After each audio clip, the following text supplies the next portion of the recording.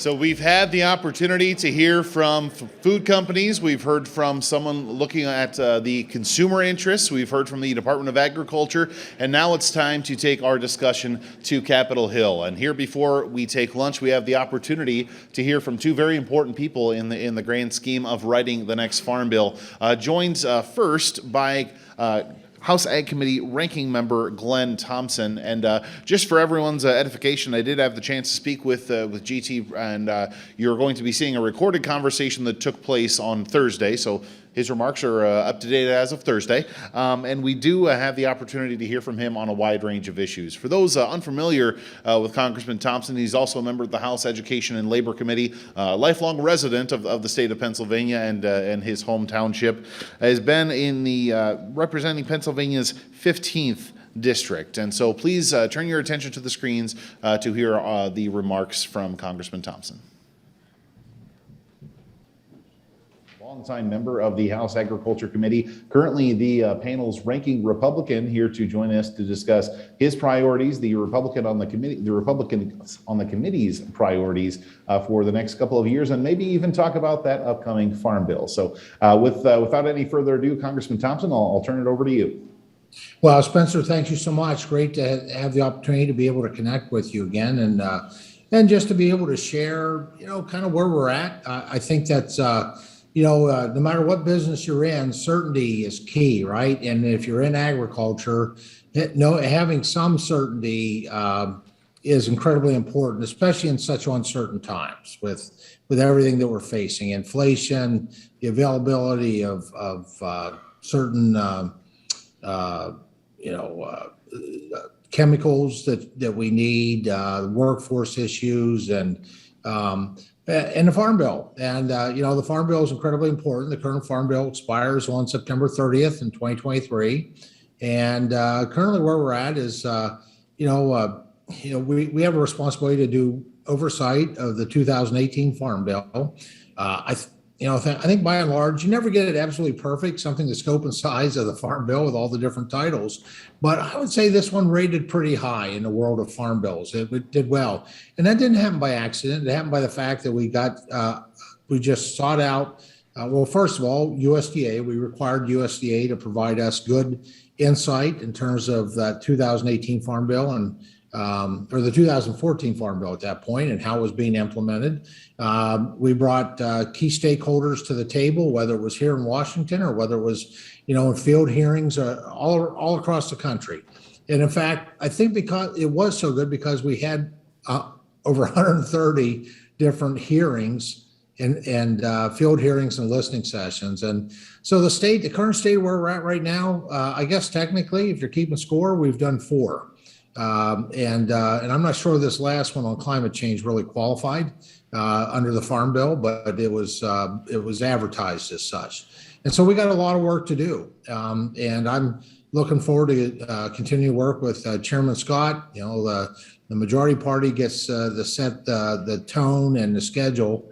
And I did get a draft schedule yesterday of future Farm Bill hearings through the rest of the spring here and into the summer. And we are picking up pace, which is really good, but we are way behind at this point. That reauthorization is so important because this is where we find out from the people who work the fields, right, and manage the livestock, the people of rural America, what's working, what's not working, and what needs to be refined with this next Farm Bill. So excited that we're finally have pulled the trigger and have starting there. We just got a lot of work ahead of us. Well, and I want to start off talking about those hearings that you mentioned that have taken place thus far. The House actually out ahead of the Senate on the Farm Bill oversight process from where we stand right now. But wondering those hearings that have taken place thus far, what have you learned? Well, the commodity one was very instructive. We had 9 different commodity groups who came before the committee and had great written testimony and oral testimony, and then stood for questions among members. I think a lot of the things we're hearing about right now is the impact of inflation, Obviously, the importance of crop insurance or risk management insurance, whether that's crop, livestock, dairy margin coverage. How that interfaces with disaster relief is something that we hear a lot about. The supply chain disruption right now, actually, of getting the tools that are needed there. I think the value of the most recent one, and I wasn't necessarily thinking that this was going to be Farm Bill because it was basically climate change, right? And although I will say the programs of the Farm Bill are, that's are the tools that really help our American farmers and ranchers and foresters be climate champions. The fact that those hardworking families sequester, combined over 6.1 gigatons of carbon annually, which is far more than what is emitted, and an additional 10.1% that could be applied to manufacturing or transportation or energy production. But on the climate side, I think that the hearing that we just had, although I was kind of concerned that we weren't focusing title by title, we didn't have USDA before us. I think it was helpful, especially my members were able to make the case of just how the American agriculture really is climate champions and should be recognized and rewarded as such. I think some of the things that came out of there just reaffirmed that American agriculture is science, technology, and innovation. And those certainly are all supported within different aspects of the Farm Bill. Reinforce, especially right now, and this is real timely with the food supply disruption that we are and will be seeing in an escalating manner because of the war in Europe, of how important it is that today American agriculture is the productivity. It's increased in productivity 287% since the 1940s. And so in my leadership, we've really set a bold goal of taking that to 400% by the year 2035. And those were opportunities to be able to hear and to talk about those types of things within these oversight hearings as well. Now, if the current trends of commodity prices hold, and if you're able to guarantee that, then you're a better man than I. But if these current trends hold, there's a very real possibility that the next Farm Bill will be written during a time of pretty solid commodity prices. That in mind, any concern on your end that some of the more, some of the more fiscal hawk types in your party and some of the folks that may be opposed to farm subsidies on the other side of the aisle might target the Farm Bill and commodity programs within it for cuts?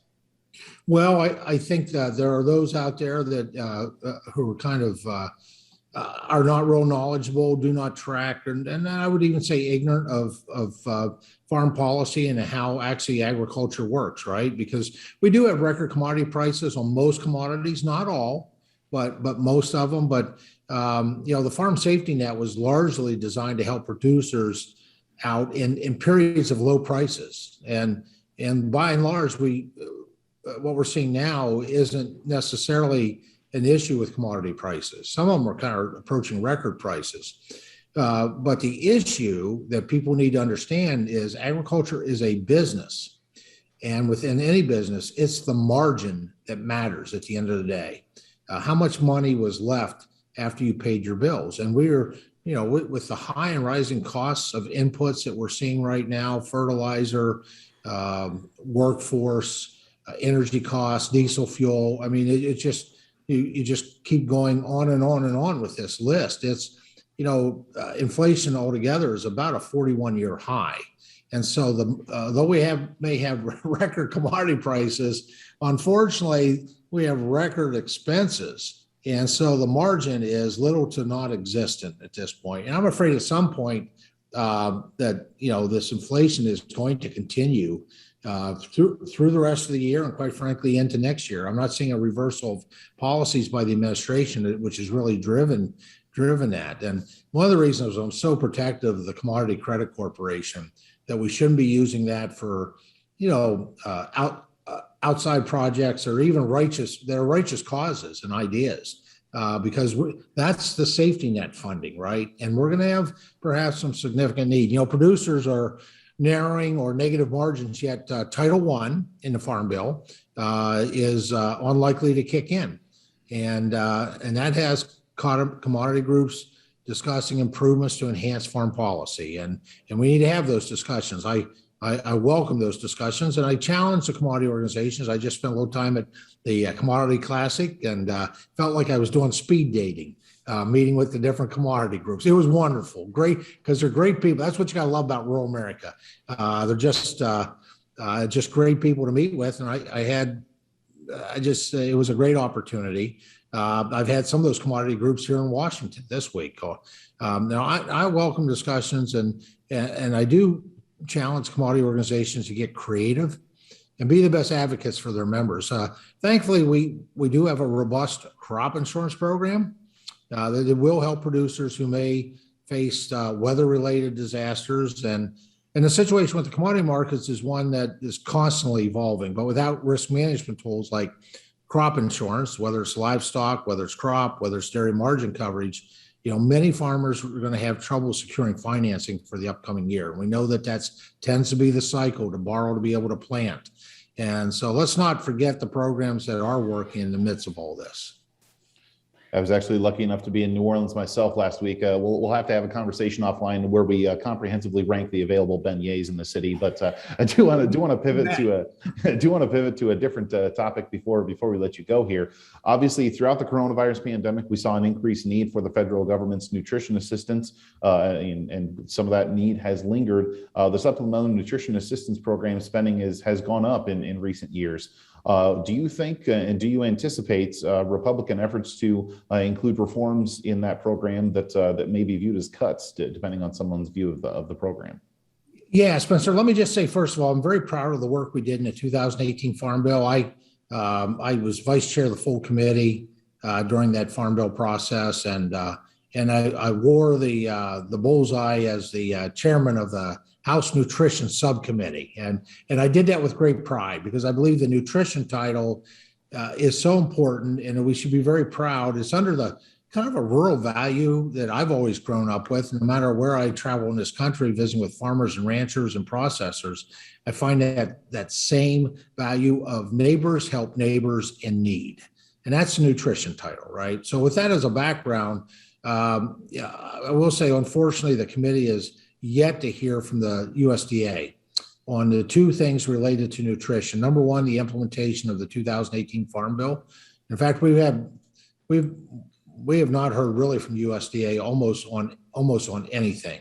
And that's usually the first thing we do. We get an audit report back from USDA, title by title. We bring the people before us with USDA, not just the secretary, but those who are responsible for administering and specifically with the nutrition program in response to your question. And they have just been refused to set dates to do this, which is ridiculous. They've been in office now for basically a new administration for a year and Who is they, if I can ask, Congressman? Is they in this case the administration or the House Democrats looking to schedule the hearing? No. It's been the administration. Okay. I've expressed those invitations, but they just have not been forthcoming to come before the committee. I think the Agriculture Committee has always been very bipartisan, and we do great bipartisan work. But we have to hear from USDA. So in the nutrition area, it's hearing from USDA, implementation of the 2018 Farm Bill, implementation, and the impact, as you alluded to, tens of billions of dollars in pandemic aid. And while I had hoped the Deputy Undersecretary would make the committee one of her tour stops, we've yet to see her.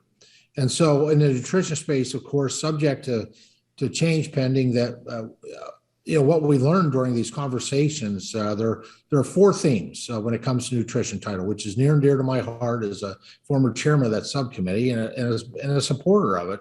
That these are the principles that I aim to consider as we approach 2023. First of all, that we're serving. Number one, we're serving program recipients with innovation and flexibility.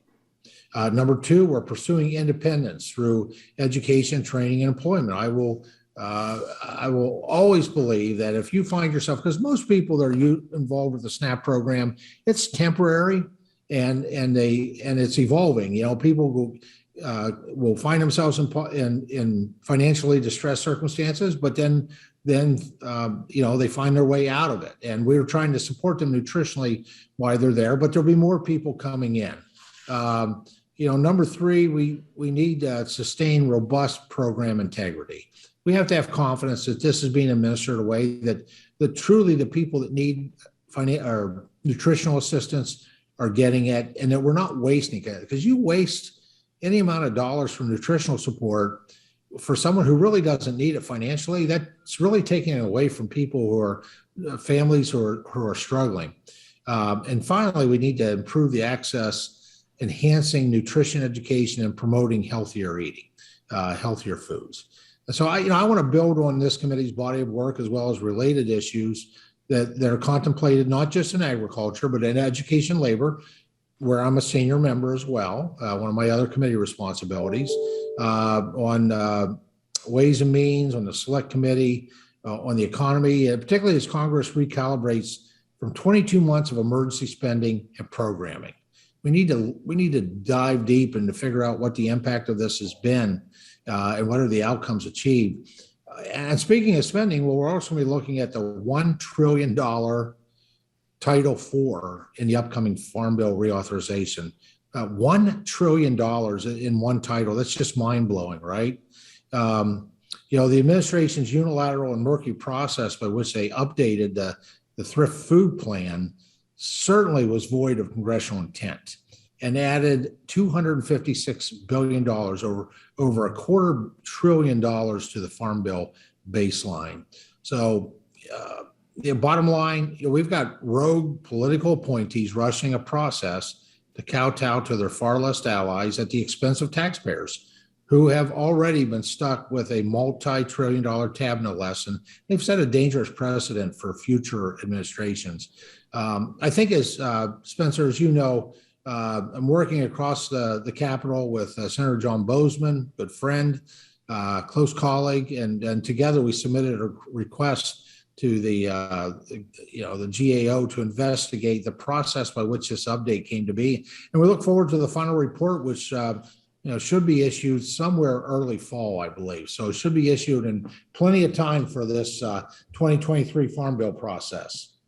Well, and on that process, we're a little bit over time, but I do want to just ask you quickly and as as concisely as we can. I know you said you'd like to learn more about the SNAP spending, but knowing what you know now, are cuts needed?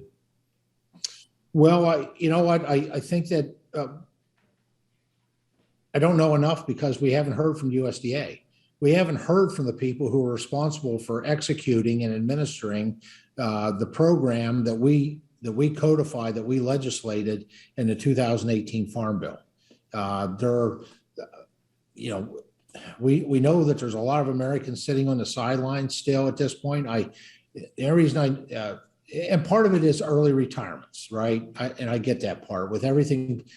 Some workers that had great careers, they were at an age where they could take that retirement or an early retirement, just because they were dealing with mandates, masks and vaccines and just the whole stress of what we've all lived through with this, what I like to call plague over the past couple of years.